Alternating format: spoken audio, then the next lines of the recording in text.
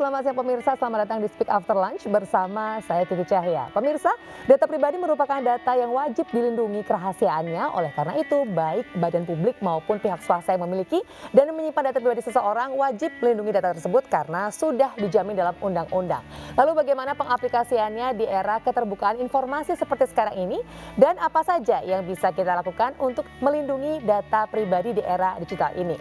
Bersama saya sudah hadir Bapak Cecep Suryadi selaku Komisioner Komisi Informasi Pusat. Selamat siang Bapak. Selamat siang. Dan juga sudah tersambung melalui daring Ibu Christina Aryani selaku anggota Komisi 1 DPR RI. Selamat siang Ibu. Siang Mbak Kiki. Terima kasih untuk Ibu dan juga Bapak atas waktunya di siang hari ini ya Pak ya. Tapi sebelum kita berbincang lebih jauh lagi nih, kita akan membahas lebih dalam lagi. Sebetulnya kita harus sepakat dulu nih Pak mengenai data pribadi itu apa saja. Dari Bapak terlebih dahulu, silahkan Bapak. Ya, selamat siang Ibu Christina, semoga sehat selalu. Benar sekali Mbak Kiki, ini data pribadi itu dimiliki oleh individu.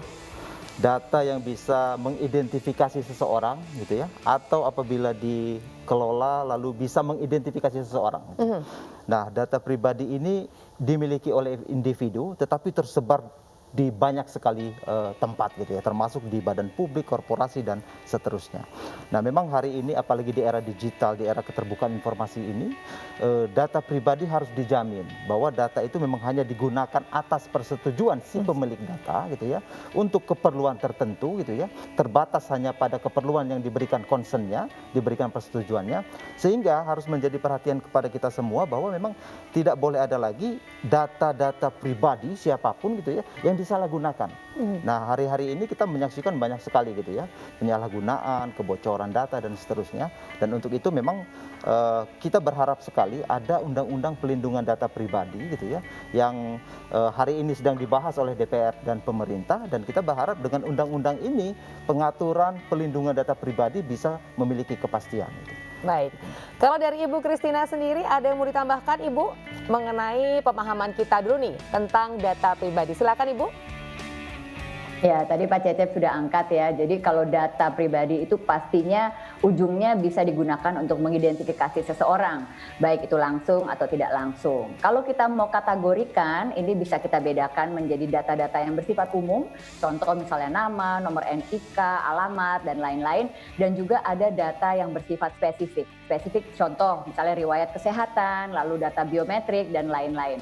Tentunya ketika berbicara tentang pengamanan, untuk data-data yang kategorinya masuk kepada kategori spesifik harus dilakukan pengamanan yang lebih baik lagi, karena ya itu tadi sifat kerahasiaannya juga akan lebih tinggi daripada data-data yang bersifat umum. Walau keduanya tetap tidak bisa dinegasikan, butuh perlindungan dan harus dilindungi. Itu aja tambahan saya, Mbak. Baik, lalu dari Pak Cecep nih Pak, mengapa perlindungan data pribadi ini sangat penting Pak, baik itu data yang umum maupun data spesifik? Iya Mbak Kiki, karena kita tahu saat ini perkembangan digitalisasi itu demikian pesat gitu ya. Ada banyak sekali aktivitas ekonomi yang berbasiskan pada e-commerce gitu misalnya gitu ya. Dan kita tahu semua saat ini aktivitas banyak dilakukan di dunia itu. Sehingga kebutuhan untuk memastikan agar data pribadi di satu sisi gitu ya, itu harus aman, itu menjadi keniscayaan. Dan ini juga sebenarnya diatur di konstitusi kita gitu ya, bahwa hak milik seseorang, properti seseorang itu memang harus dijamin. Nah, untuk itu kita juga melihat beberapa pengalaman di negara-negara luar gitu ya, bahwa ternyata kita belum punya undang-undang pelindungan data pribadi. Meskipun hari ini kita memiliki regulasi yang banyak sekali mengatur ya. Ada sekitar 30-an, tetapi itu masih bersifat sektoral gitu ya.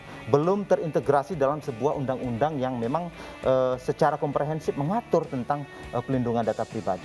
Nah, sehingga ke depan ratusan juta penduduk Indonesia ini juga harus dijamin gitu ya, bagaimana keamanan pribadinya. Di satu sisi memang kita memiliki undang-undang keterbukaan informasi.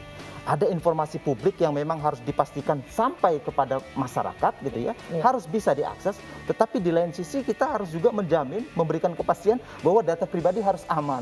Iya, gitu, betul. Mbak Kiki. Iya. Lalu ini dari Ibu Christina, Ibu bagaimana pandangan dari DPR selaku pembuat kebijakan melihat banyaknya kebocoran atau penyalahgunaan data pribadi pada beberapa aplikasi nih Bu?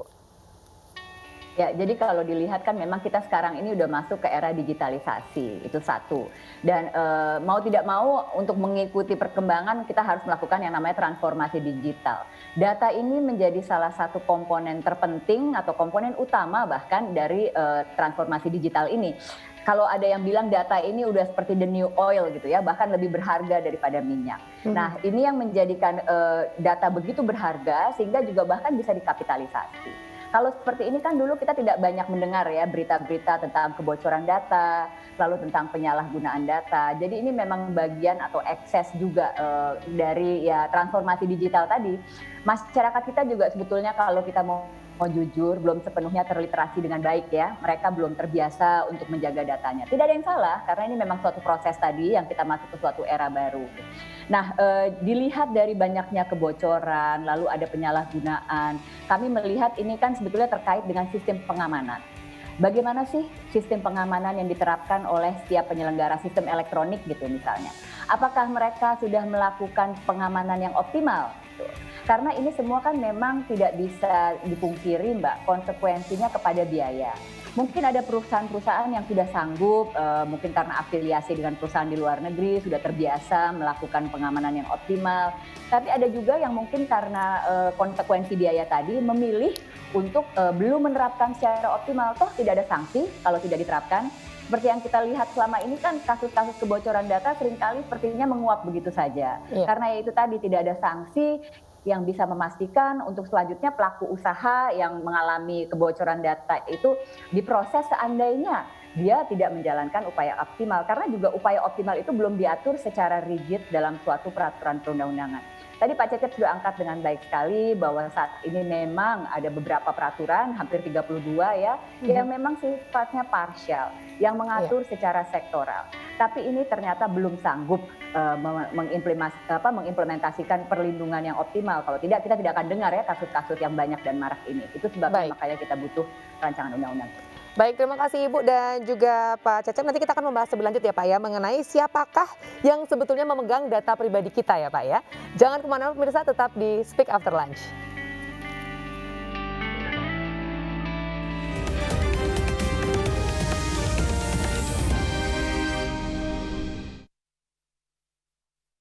Dari situ ya Pak ya.